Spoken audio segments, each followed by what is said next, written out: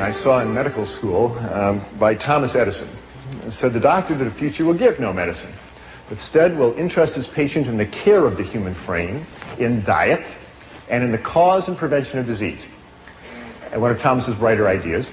And when I saw this quote in medical school, I just passed it right on by. I went to the University of Illinois College of Medicine in Chicago, and I was so into becoming a real doctor, and real doctors do real doctor things. They deliver babies, they fix broken arms, they sew up lacerations. That's what real doctors do. And diet was boring stuff. And nutrition, yeah, you send them down to the dietitian, and they figure out a 2,000 calorie diet, and don't bother me. And that's how I practiced medicine for the first 8 or 10 years of my career. Well, I have soon, or late, come to realize how important what we eat really is in the creation and prevention of so many of the diseases that we see today. And I'll tell you how I came to those realizations. Now, the North American diet has changed. This is not going to be a technical lecture, but I did want to show you this one graph because there's some very significant lines here. The two top lines, the lavender line and the yellow line, are the amount of plant-based foods that are consumed in the United States and in Canada as well. And this is back in 1909. You can see we were eating a lot of grain products. We were eating almost 300 pounds of wheat and barley and other grain products, and almost 200 pounds of potatoes a year.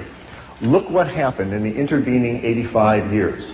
Our consumption of wheat and grain products have fallen to half of their 1909 level, and our potato consumption has fallen to half of their 1909 level. Look what happened to the amount of flesh foods that we are eating.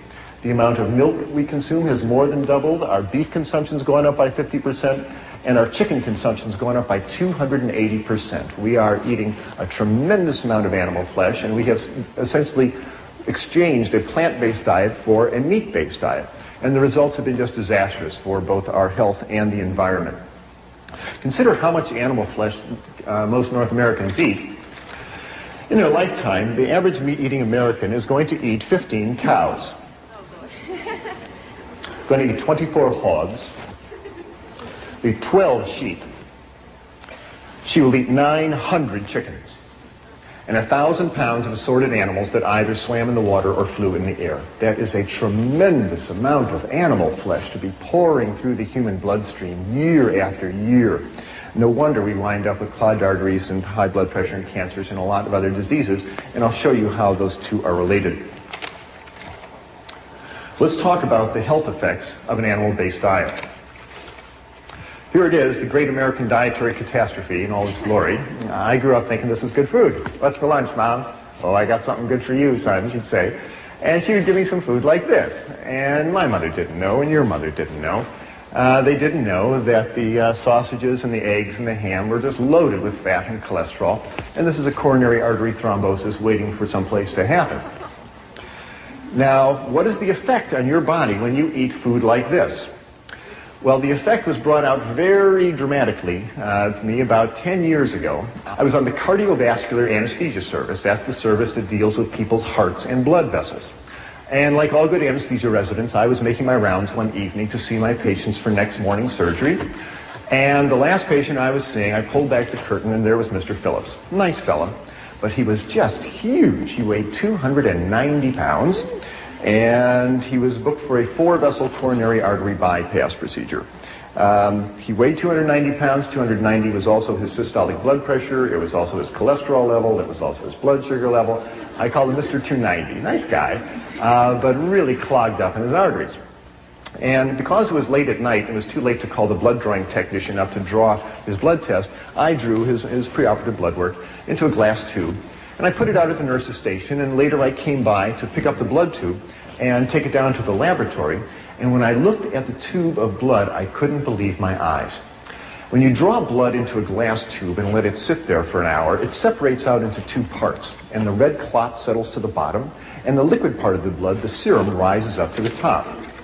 Here you see two tubes of blood, and the tube on the left is normal serum, is normal blood. Here you see the dark red clot. And this golden yellow liquid, this is normal serum. This is what your blood is supposed to look like. But I looked at Mr. Phillips' tube, and it was just shocking. The serum floating in his tube was thick and greasy white. It looked like Elmer's glue. It stuck to the sides of the tube when I shook it. I went back into the room. I said, Mr. Phillips, did you eat before you came to the hospital? He said, yes. I said, what did you have? He said, I had a double cheeseburger and a milkshake. And when he said that, I realized what I was looking at was all the fat in the beef burger, and the butter fat, and the cheese, and the butter fat, and the ice cream, and the butter fat, and the milk had oozed out into his blood and turned his blood fatty. It's a well-known clinical phenomenon. It's called lipemia, and it happens every time you eat a fatty meal. You turn your blood fatty, and your blood stays this way for 4 hours until your liver can clear it out of the bloodstream. If you are like most North Americans and eat bacon and eggs for breakfast and a cheeseburger for lunch and fried chicken for dinner and ice cream for dessert, you're keeping your blood fatty all day. The stuff never clears out of the bloodstream. You keep your blood fatty for 40 years, 50 years, 60 years. What do you think is going to happen to the arteries carrying all that fat? I will show you what happens to the arteries carrying all that fat in a few minutes, but it's a disaster. There's a lot of fat in the North American diet, and it's hidden in most foods. You can see the fat around a T-bone steak, but most of the fat is in the muscle of the animal, and it's hidden in the dairy products. And most of the folks who present food to us don't want us to think about the fat, especially the fast food industry. They really don't want you to think about how much fat is in their burgers and hot dogs, except one chain of fast food restaurants in Los Angeles. There is one burger chain that is very forthright about the reality of the fat content of their diet, and they come right out and tell you clearly on their marquee about the product that they're selling.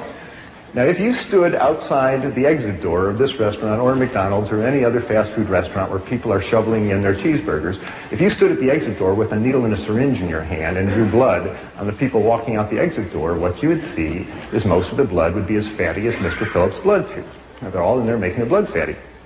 If you ever have a big cheese pizza and a bowl of ice cream afterwards and you feel a little greasy on the inside, it's because you really are. You really go greasy on the inside. Animal fat comes in 3 flavors in the North American diet. It comes in the form of red meat, and the fat is in the meat. It is in the fibers of the animal's muscle, and just trimming off the white fat around the edge of the steak really does not lower the fat and cholesterol content significantly of the meat. So red meat is the #1 source of fat and cholesterol in the North American diet. The second is the yolk of hen's eggs. The egg of a chicken is meant to hatch baby chicks. And the yolk of the hen's egg is one of the most concentrated gloms of fat and cholesterol on the planet. It is made to power that baby chicken for 21 days with no other energy. And when you run egg yolks through your bloodstream, you turn your blood fatty, just like Mr. Phillips. And the third source of fat in the North American diet comes from that white fluid that comes out of the udder of a cow. Now, cow's milk is a high-fat fluid exquisitely designed for turning a 65-pound calf into a 400-pound cow in a year. That is what cow's milk is for.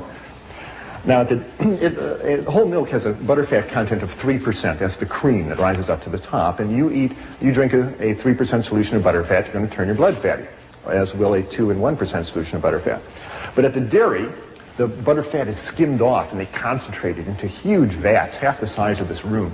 And they concentrate the fat to 50, 60, 80, 90% fat. This stuff is so thick you can walk across it. Why do they do that? Well, they do that so you will buy it and eat it. The butterfat is mixed up with air until it hardens into chunks called butter.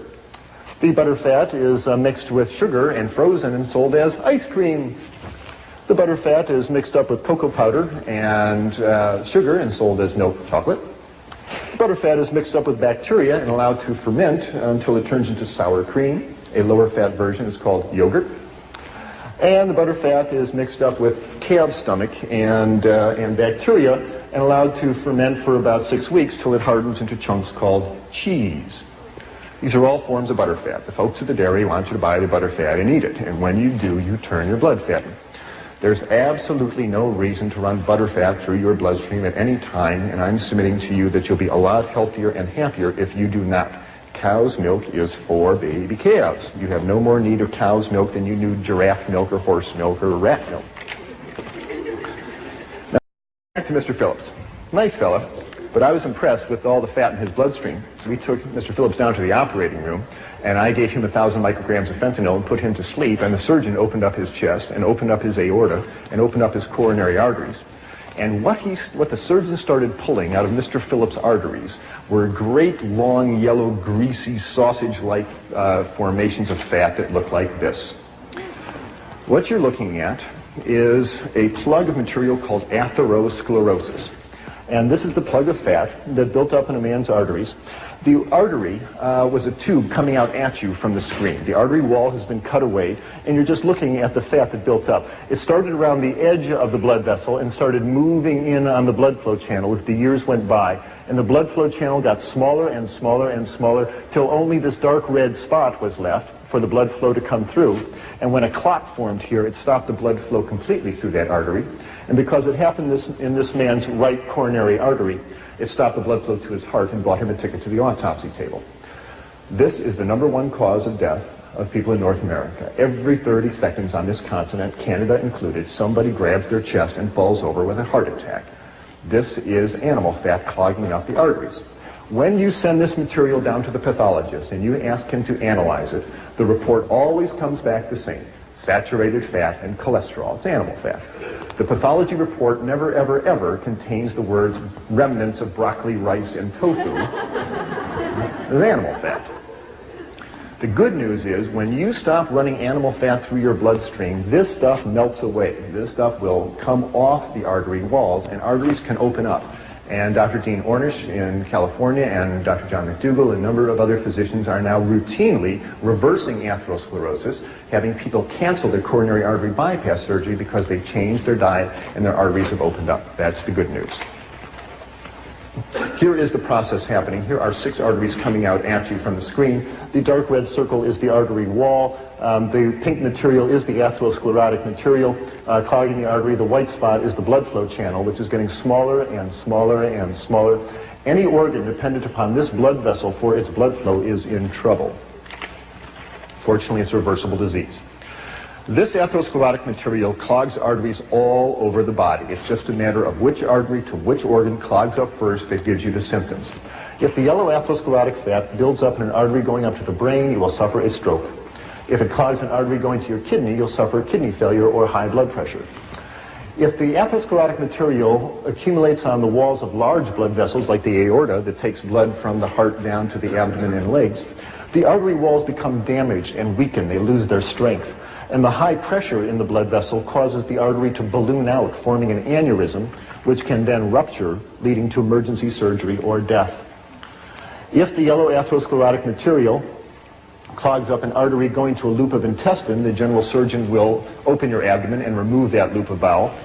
If the atherosclerotic material clogs up an artery going to a toe or foot, you will watch that toe or foot turn dark and gangrenous, and you'll sign permission forms for amputation. And if the atherosclerotic material clogs an artery going to the heart, you will suffer crushing chest pain when you walk, called angina pectoris.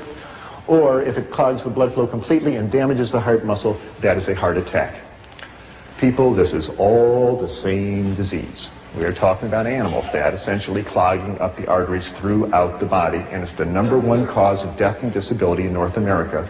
And this is essentially a disease of people who eat animals and the products made from animals. You almost never see these diseases in pure vegetarians.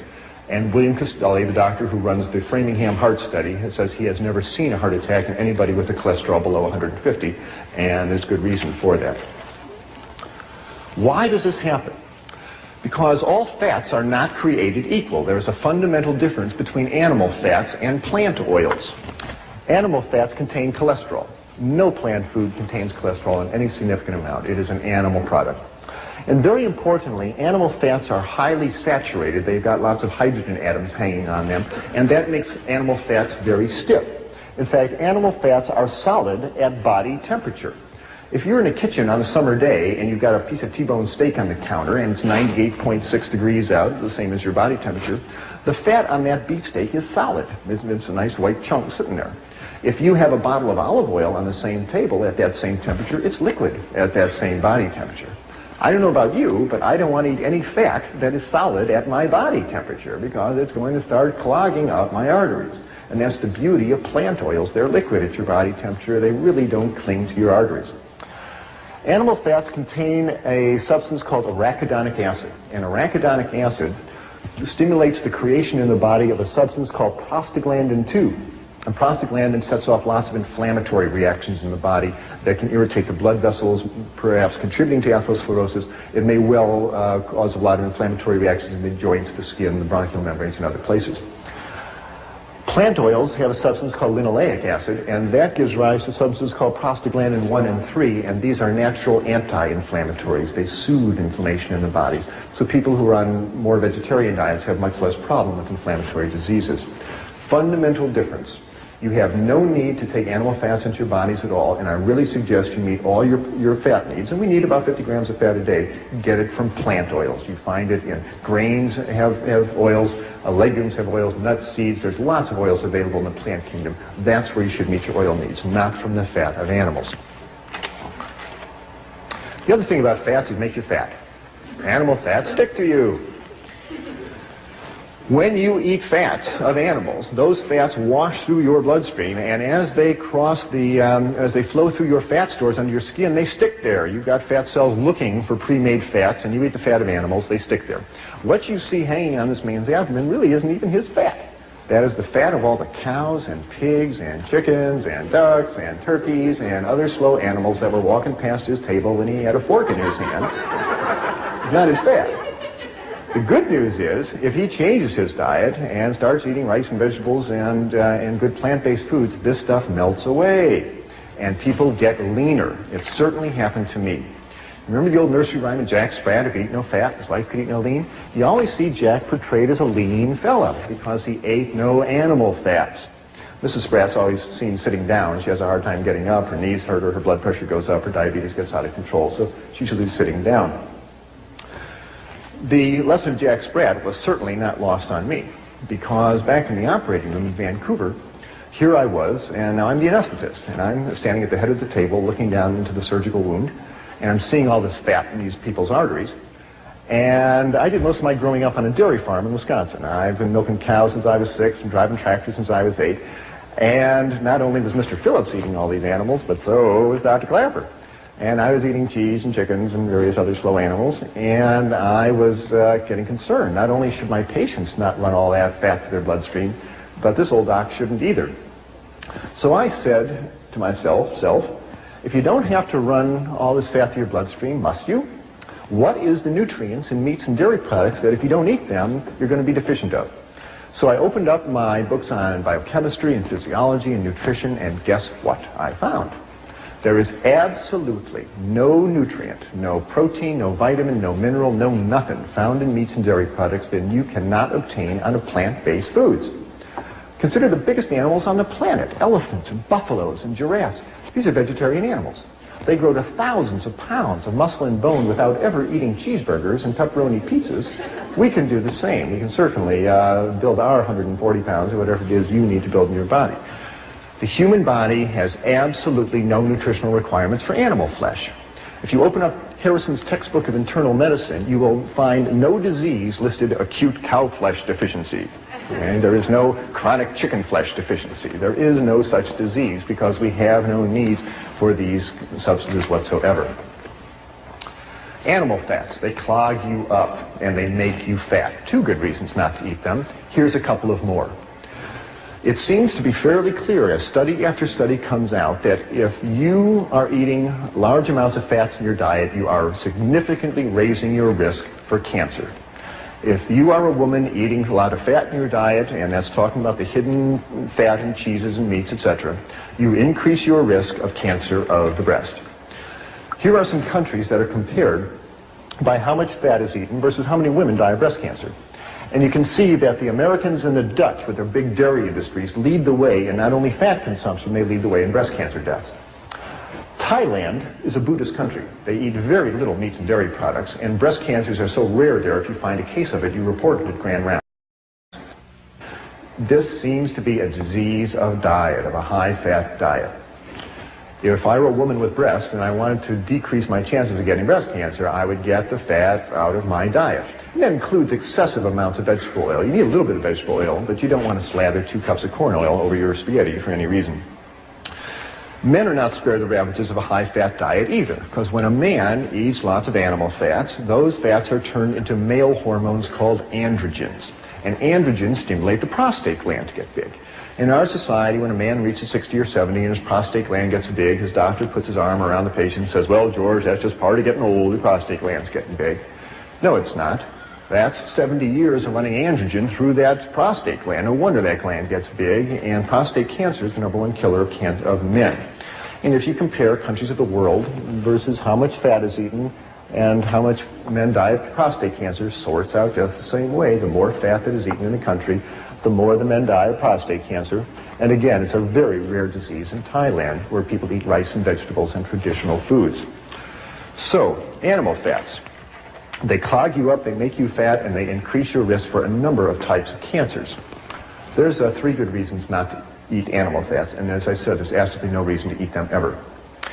Now, I'm describing problems with eating animal flesh. They have too much fat, and that includes chicken and fish. Fish has a tremendous amount of fat and cholesterol in it, and chicken flesh is very fatty food. If you ever watch your mother make chicken soup, you ever see all that fat that rises up to the top there? Don't kid yourself that chicken is lean meat. It is not. There's just as much fat and cholesterol in chicken as there is in beef. Animal muscle is animal muscle. And when you eat it, it raises the level of fat in your blood, and you do not need it. There's another problem with eating animal flesh.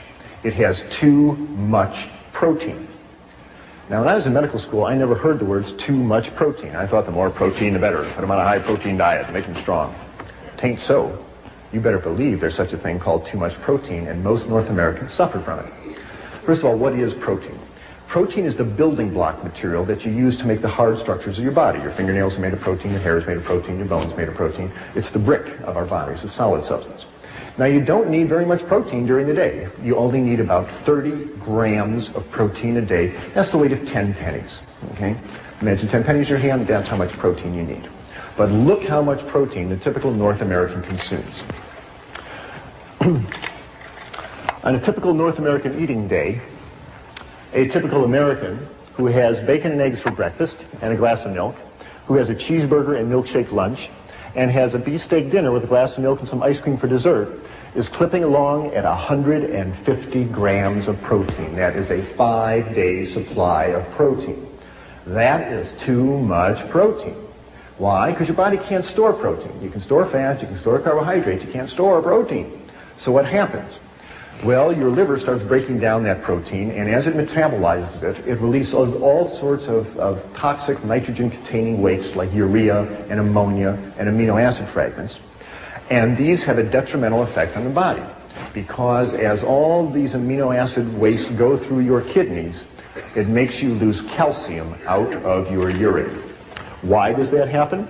Because there's fundamental differences between animal protein and plant protein. And I'm talking about the protein in meats and dairy products.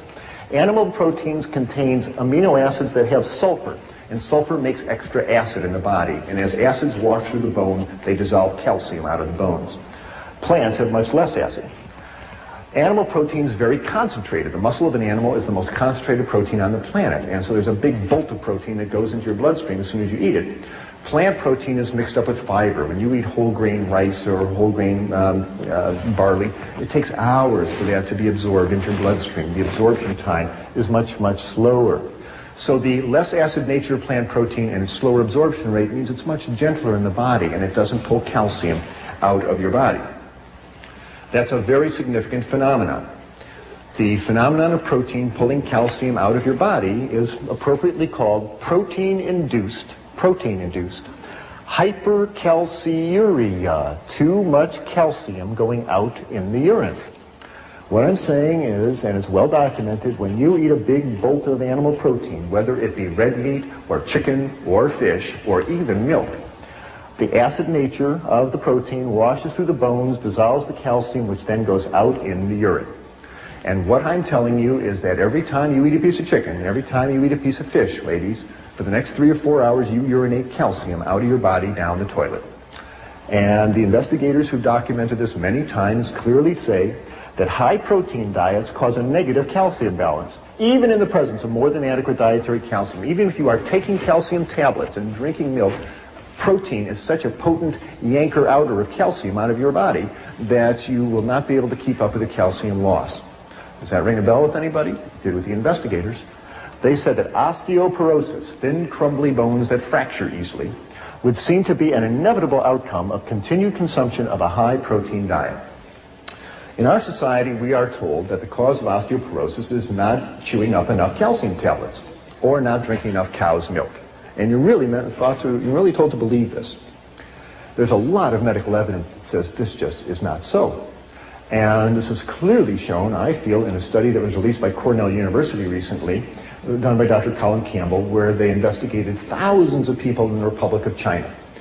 And they found that in this country, essentially osteoporosis is unheard of. They don't get osteoporosis. And women make it into their 80s, having nursed 5 children, and they have nice, strong bones.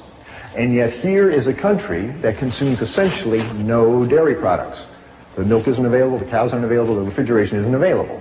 They get all their calcium out of grains and greens and fruits and vegetables, and they don't get osteoporosis because they are eating grains and vegetables, and it doesn't make them urinate out their calcium. But it's been clearly shown as the Chinese folks move to the cities, get more affluent, and start eating more meat in their diet, they start losing calcium, and then the osteoporosis appears. It's really becoming apparent that osteoporosis seems to be not so much a disease of calcium deficiency, it's a disease of protein excess. You see osteoporosis in the countries that consume the most protein. In the United States, in Scandinavia, in Europe, and in Australia. That's where you see osteoporosis. You don't see it in China, you don't see it in rural South America, you don't see it in rural Asia, where people are eating grains and vegetables. And I'll tell you, dairy products are no protection against osteoporosis because the Americans and the Canadians and the Scandinavians are the people who drink more milk and eat more cheese than anybody else on planet Earth, and they have the worst osteoporosis on the planet. And if dairy products protected you from osteoporosis, you wouldn't see it in North America, and you see just the opposite. Because there's so much protein in dairy products that it actually puts you in negative calcium balance, makes you urinate out your calcium, and Dr. Recker's study clearly showed this. They gave women 3 8-ounce glasses of milk a day for a year, and they were still in negative calcium balance because there's so much protein in milk. Don't rely on dairy products for your calcium. Get it out of grains and greens and fruits and vegetables, but most important, hold on to your calcium by getting all that chicken and fish flesh out of your kidneys and out of your body and out of your bones. There's been studies comparing the bone density of vegetarian women versus meat-eating women, and clearly the vegetarian ladies hold on to their calcium better than the meat-eating women because they're not eating all that protein. The third problem with the North American diet, outside of having too much fat and too much protein, is that it has very little fiber in it. Plant fiber are the starches and sugars in plant foods that are not absorbed out of the intestine into the bloodstream. They stay in the intestine. They pass through the intestine. These plant fibers draw water into the intestine. They make for a nice soft fecal material, makes for nice normal bowel function. And very importantly, when meat is eaten, and the meat gets down to the colon, the large intestine, the bacteria in the large intestine break down the meat proteins and the bile acids that the liver secretes to digest them, breaks these substances down into cancer-causing substances, into carcinogens called benzopyrene and nitrosamine. And you smear these cancer-causing substances on the inside of your colon for 50 years, 60 years. What do you think is going to set off in there? President Reagan found out the hard way, as 60,000 North Americans do every year. They opened up his colon and found a big fungating cancer of the colon. This is essentially a disease of meat-eating people. You very rarely see this in vegetarian people because they're not smearing all that meat protein on the inside of their colon. Another good reason to consider eliminating animal products from your diet. You will substantially lower your risk of cancer of the colon. Numerous studies have now shown that. Why does all this happen? Good heavens, what a set of catastrophes to fall on you just because you want a cheeseburger for lunch. That doesn't seem fair, does it? Well, to me it seems pretty logical. Because our digestive system simply is not that of a mountain lion. We are not carnivores, no matter how you look at it. In fact, if you compare the digestive system of man to a mountain lion, and that of a true herbivore like a horse, you find we are far more like the herbivore than the carnivore. If you look at the mountain lion, you'll see that the jaw joint is an up and down vertical hinge. Jaws of your house cat and mountain lions open up and down like a trapdoor. They cannot chew from side to side if they wanted to because their jaw joint won't permit it. Horses, antelope on the other hand, have nice sliding jaw joints that permit them to chew in a rotary motion, And that works very nicely with their flat grinding molar teeth in the back of their lower jaw, which allows them to grind up grains and greens and grasses. That is exactly the same arrangement that you and I have. We have nice sliding jaw joints and flat grinding molar teeth. The back teeth of your house cat or a mountain lion are overlapping shearing fangs for tearing flesh. We really don't have carnivorous teeth. The stomach acid of a mountain lion is 20 times more concentrated than that of either a horse or a man, because mountain lions are digesting flesh, which is protein that needs a lot of acid. These animals are digesting carbohydrates that require a lot less acid to digest. And finally, the mark of the intestine is a very key differentiating point. Whoever designed the mountain lion seemed to know again that when meat sits in the colon, it breaks down into carcinogens. And those cats do not want that meat sitting in the bowel for very long. And on a mountain lion, the intestine is 12 feet and out. It's time to move that stuff right out. That's a mark of a carnivore. The herbivores have the opposite situation. Horses and antelopes and gazelles are chewing up plant fiber all day. Their enzymes need a long time to break down all the plant fiber. So it's in the herbivore's interest to have a great long intestine, and herbivores do, and so do we. If you were the size of a horse, your intestines would be 1.5 times the length of a horse's intestine. We have great long herbivorous intestines, not very much acid in the stomach, flat grinding molar teeth, and sliding jaw joints. We are way more designed like an herbivore than a carnivore. Now, I'm not saying we are complete herbivores, and we do have the ability to digest small amounts of meat, I believe, as an emergency ration to get us through times of famine. But if you eat a diet of all meat, like a mountain lion, you'll die.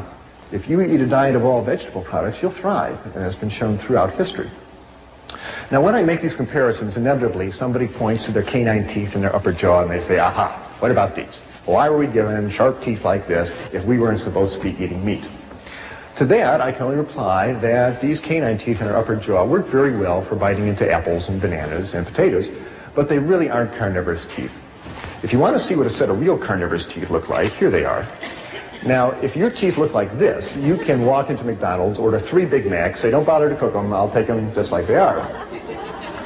But seriously, if you look at the canine teeth on this big cat, compared to the central incisors, you'll see the canines are much longer than the central incisors. If you look in the mirror at your own teeth, you'll find that your canines are shorter than your central incisors. They just don't work well for biting through flesh. And if you think they do, run this little thought experiment. Imagine running out to the nearest cow you see, jump on its back, open your mouth, and take a big bite out of its backside. Now what are you going to find?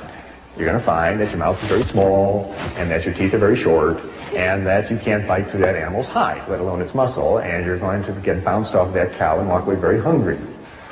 So the effects of an animal-based diet on the human digestive system and the human body have just been disastrous. It has led to an epidemic of clogged arteries, of obesity, of cancer of the colon and the breast and the prostate gland, drains calcium out of our bone, it gives us high blood pressure, and fats on the body soak up insulin, and insulin is what you need to burn up your blood sugar. And people who are obese frequently have adult onset diabetes, and they can't handle their blood sugar. As people get leaner, their fat stores go down, that frees up their insulin, and many patients in my practice have their diabetes go away because they get nice and lean and they've got plenty of insulin that works. And this has been my experience in my medical practice. When I saw Mr. Phillips and all that fat in his blood, and I decided to change my diet, wonderful things happened. I learned how to make a couple of good breakfasts and lunches and dinners. And I took a walk every day, and something remarkable happened in my body. First of all, most clearly, a 20-pound spare tire of fat around my waist, which I couldn't shake, even though I was running 5 miles a day.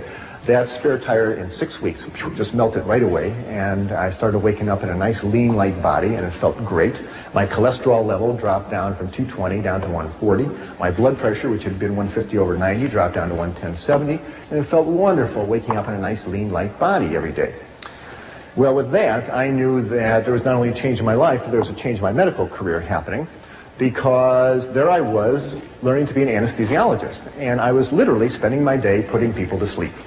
And I felt that if I wanted to be a good physician and keep people out of hospitals, it was time to help them wake up.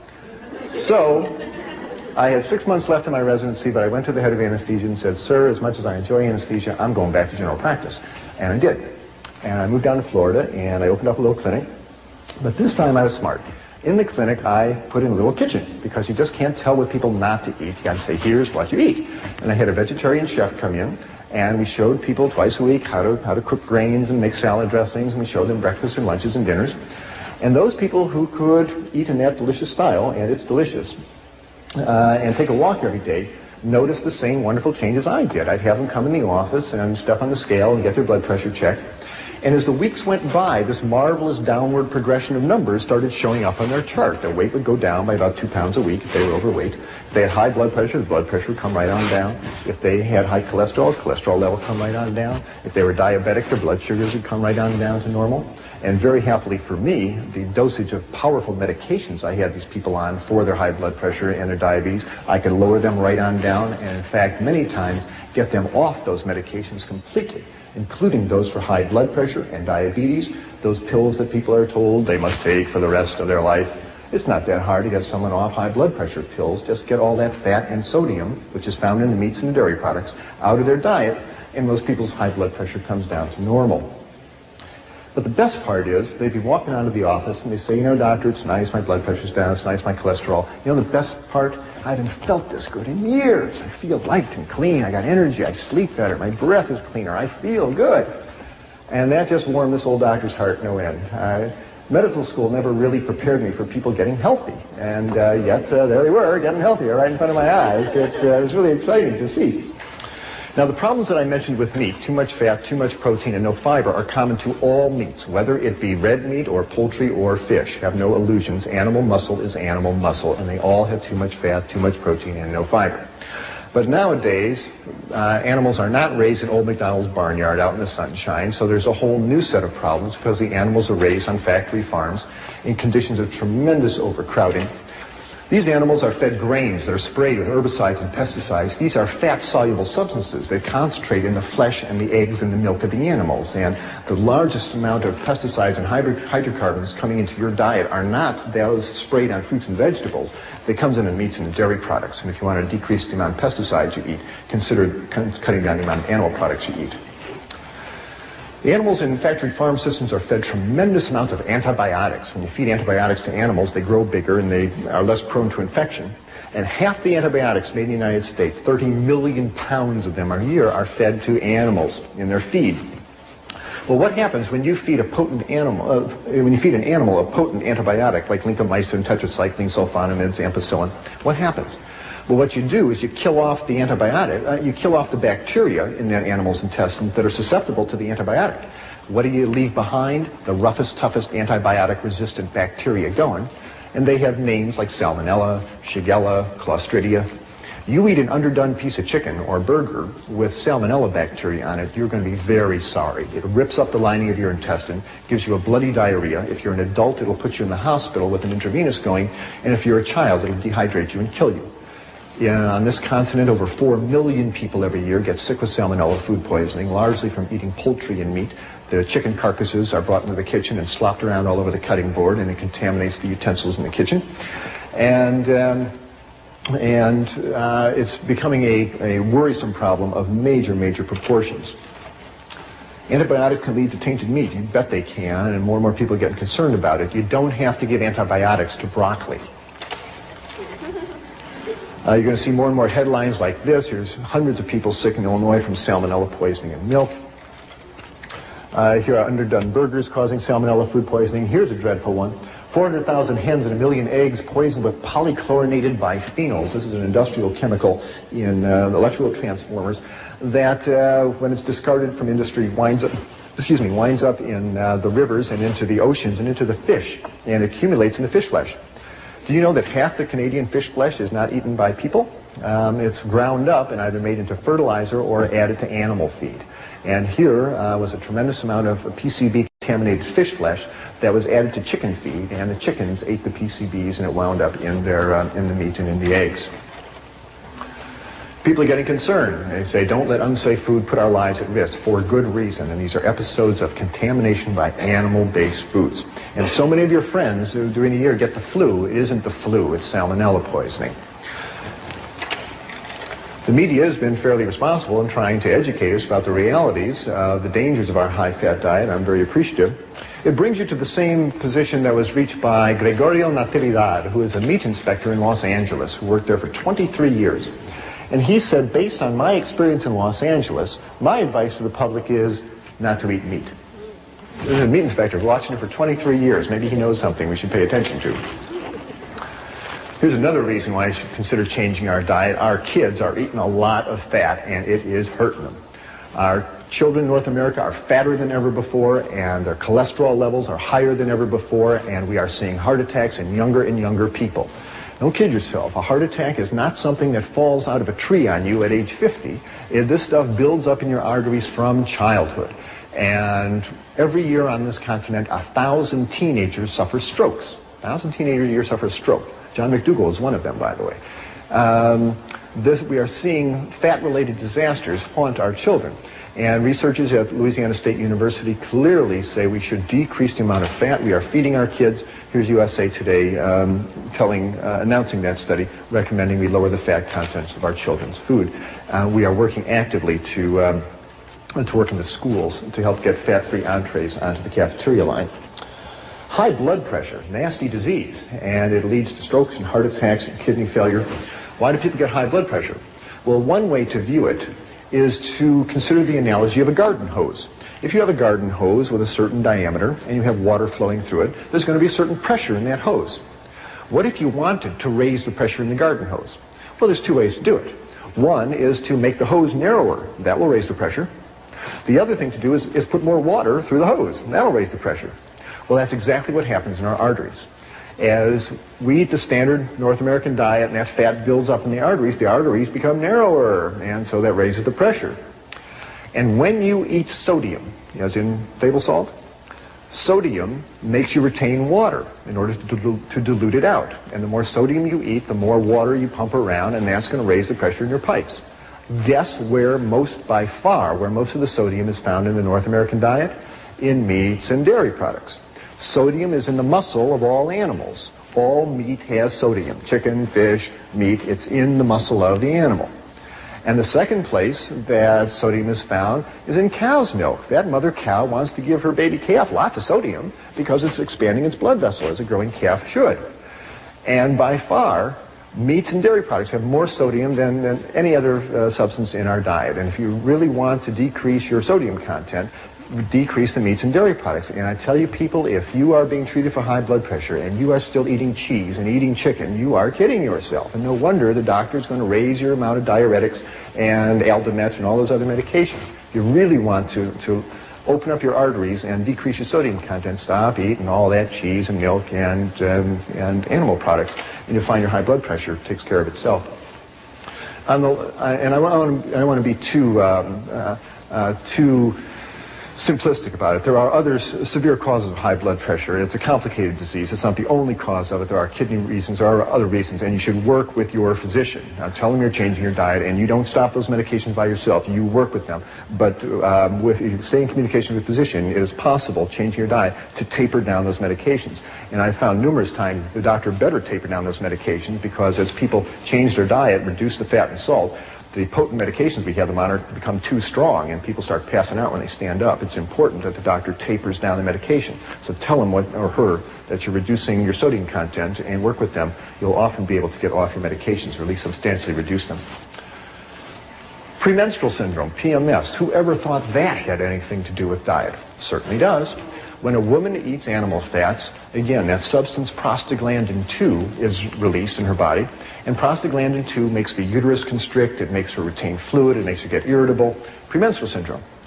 I can't tell you how many women in my practice, when they've eliminated the meats and dairy products for other reasons, for blood pressure reasons or obesity reasons, a few months later they're walking out of the office and say, you know something, by the way, my PMS went away. My last 3 periods haven't bothered me at all. Isn't that amazing, doctor?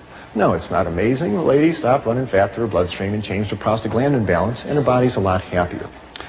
These conditions that I'm telling you improve with a vegetarian diet. I'm not trying to say it's a panacea. I think the opposite situation exists. Why do we have all these diseases? I think it's analogous to pulling into a gasoline station with your car, and instead of pulling up to the gas tank and putting a gas pump and putting gasoline in your car, you pull up to the diesel pump and you put diesel fuel in your tank, which is kerosene. Now, kerosene is too oily. And what happens? You drive away, and there's black smoke coming out the tailpipe, and there's crud building up on the spark plugs, and the engine runs rough and it stops. And you get towed back into the garage, and the mechanic asks you, what are you burning in for fuel? And you say, well, kerosene. And he says, well, I have an idea. Why don't you try gasoline? And you put gasoline in the car, oh, works great. Oh, the black smoke disappears, the engine hums along, and you think about the mechanic and say, oh, he's so smart. He's not so smart. He just told you to put the proper fuel in the engine, and it'll run fine. Similarly with us. Animal fats are too oily. They're too greasy. They stick to us. They clog us up. Your body cells burn carbohydrates. Your Krebs cycle enzymes burn carbohydrates. We burn sugars and starches. That's what you want to run your body on, not animal fats. Which brings us around to the Seibu Lions of the Japanese Professional Baseball League. More and more world-class athletes are realizing that our body cells burn sugars and starches, not fats. And if you are an athlete about to run a marathon or play tennis or basketball, it is just irrational to sit down to a big T-bone steak and load up on fat and protein. That's exactly what you don't want. You want carbohydrates. And training tables around the world are springing up with fruits and pastas before a match, and that's really what athletes should be eating. Seibu Lions finished in last place in their league in 1981. Their coach put them on a vegetarian diet. The next year they came up, beat everybody in the league, and took the league championship 2 years in a row. There are now vegetarian weightlifters, and Andres Cowling, Mr. Universe down in California, is a vegetarian. James Donaldson, the big 7'3" and center of the Dallas Mavericks, is a vegetarian. There's marathon runners that are vegetarians, cyclists, tennis players. You don't have to eat a bull to be as strong as one, that's for sure. We need a higher viewing of nutrition altogether. The one that we've been given simply isn't working very well. We need a higher viewing. What is the higher viewing? Well, let's talk about the one that isn't working very well. If you learn nutrition like I did, you learned it off this silly poster that hangs in grammar school walls all over this country. And it essentially says that food comes in 4 groups and 4 groups only. It comes in the milk group, in the meat group, in the fruit and vegetable group, and the grain group. And you better have some of every group every day, or you risk becoming sick, malnourished, or dead. Subtle message, but it's what the kids are given. It's what I grew up with. Maybe it's what you grew up with. People, let's get real about the basic 4 food group scheme.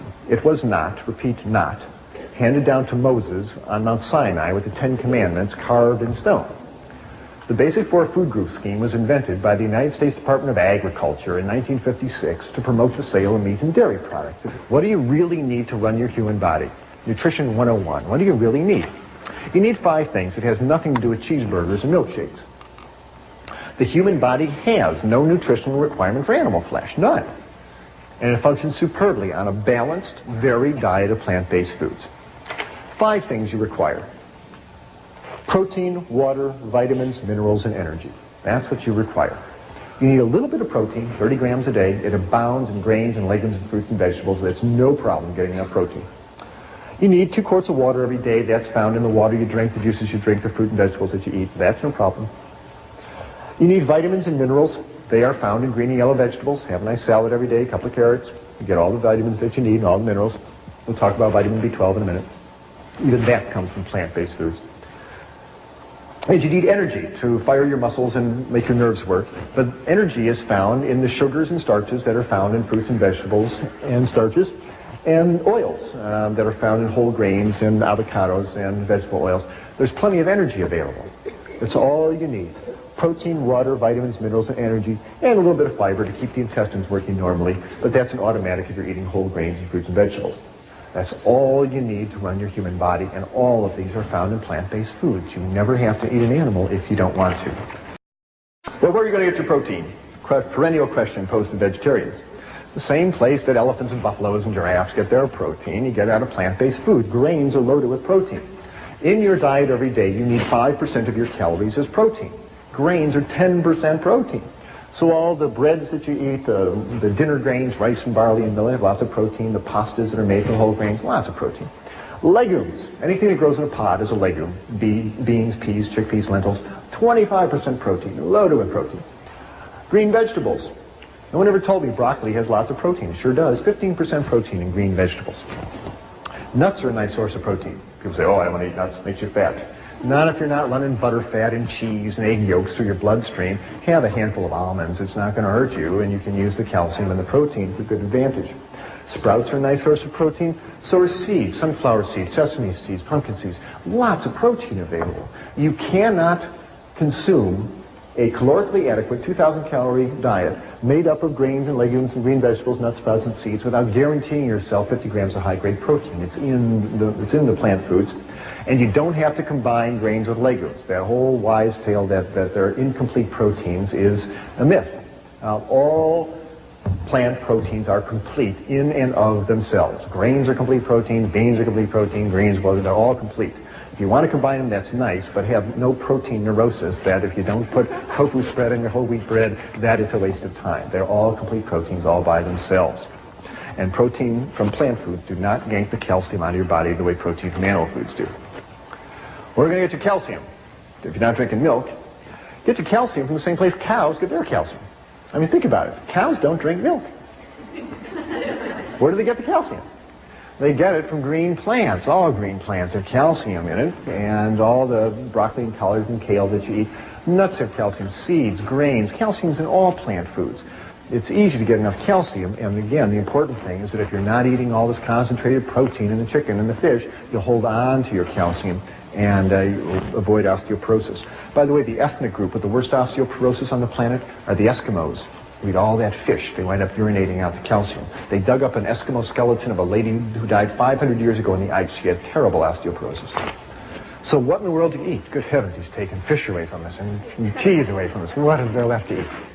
Well, I really think we ought to be basing our diet on grains. Here is a cross-section of a kernel of wheat, but all grains, barley, oats, millet, rye, they're all basically built the same way. Here is the new young wheat plant, and this is the germ, and it's rich in protein and vitamins and minerals and oils, and it's a great source of protein and minerals for us. Here is the starch, the carbohydrate that fuels the little plant. It fuels us just beautifully as well. And all this is wrapped in a layer of bran, the fiber, and it is an excellent package of nutrition for us. Now, who eats grains, you must say? We're not horses. Who eats grains? Well, we do. All the whole grain bread that you're eating has lots of nice protein and fiber in it. And you can have 4 slices of this a day. You will not get fat. It's just carbohydrates and water and fiber, and you'll either burn it or pass it out. I hope nobody is eating white Kleenex bread anymore. If you're going to be eating whole grain bread, get the benefits of all the bran and the protein and the fiber as well. Cereals, nice source of whole grain goodness, and there's lots of good whole grain cereals available in the supermarket these days. This material is called tofu yogurt. I'll tell you about tofu yogurt in a minute. You can cook grains up and add a nut butter like sesame seed butter and turn it into a nice grain loaf, and it takes the place of meatloaf, and you serve it with gravies and sauces. You can take this same grain mixture and mix it up into burger patties and make grain burgers, and it takes the place of hamburgers, and you serve it on a bun with lettuce and tomatoes and sprouts. One nice thing to do is one morning in your kitchen, make up about 50 of these, wrap them in wax paper, and put them in your freezer. Now you got a whole freezer full of burgers. You come time for lunch, whip out a couple, put them in the toaster oven, heat them up, and you got an instant lunch. You don't have to slave over a vegetarian banquet every time. Use your freezer. These foods last a long time. Pastas are a nice source of grain goodness. There's lots of whole grain pastas, corn pastas, oat pastas available these days. Grains can be added to soups. You have vegetable rice soup, bean and barley soup. Wonderful place to get grain goodness into your diet. And a big bowl of this kind of soup and a hunk of dark bread makes a wonderful, nutritious lunch with no cholesterol. Corn is a nice grain. Enjoy it often. Rice is a nice grain. It fuels half the people on the planet tonight. Legumes, wonderful source of protein. 3 tablespoons of this bean salad will give you as much protein as a chicken dinner, but it won't yank calcium out of your bones the way chicken flesh does. Well, the bean family is huge. Lima beans, zucchini beans, navy beans, great northern beans, lots of beans.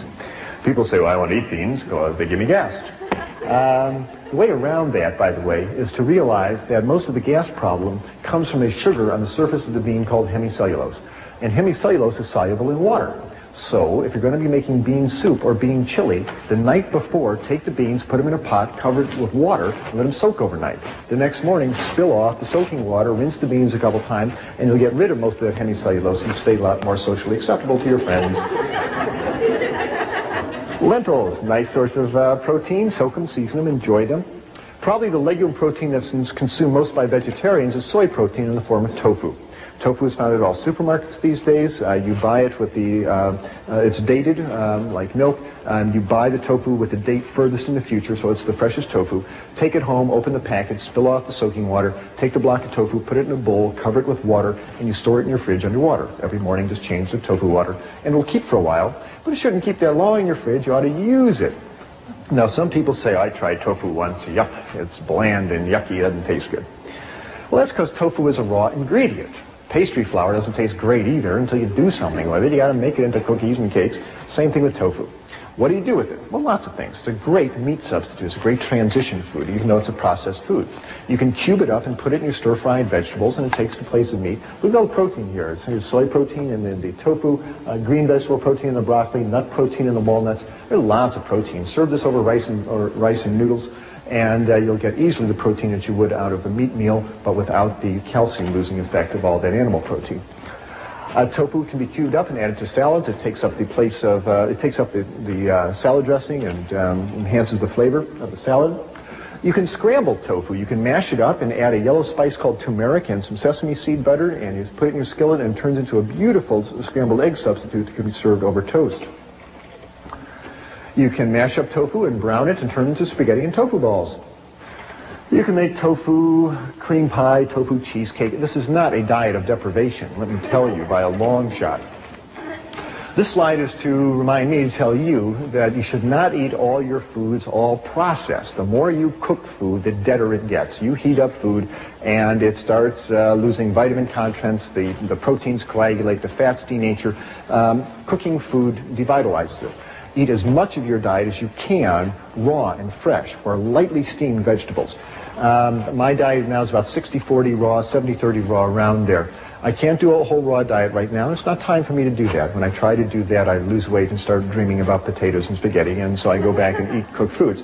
But when I eat all cooked foods, I'm loggy and heavy, and that doesn't feel good either. So think about moving your diet more towards uncooked foods. Vegetables, again, should be lightly steamed or just a quick stir fry and a walk and out. Don't deep fry anything. Keep that food as fresh and vital as you can. I'm here to help dispel illusions. This is the kind of attitude we can no longer afford. We got to stop kidding ourselves about what we are doing on this planet, because our dietary and lifestyles are ripping this planet up. Victor Hugo said, "No army is as powerful as an idea whose time has come." We've got to start living reverently on this planet. We've got to start being gentle with the life support systems upon which we all depend, including the waters and the rivers and the trees and the animals and the earth itself. And changing our diet, along with controlling our population and getting clean energy supplies, controlling our diet is absolutely key. You have that power every time you're in the supermarket or the restaurant.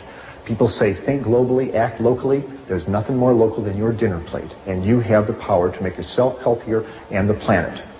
If I had to summarize this lecture in a single sentence, it's this. The single most effective thing anybody can do in order to make themselves personally healthier and make this ecosystem more stable and life-preserving is to reduce or eliminate the animal flesh in your diet. It is the single most effective thing that you can do. If we will do that, we will not only ensure a better future for us all, but we will redefine the relationship we have with every creature on this planet. If you want to know more about transitioning to a healthier diet, please stay tuned for information on available support materials.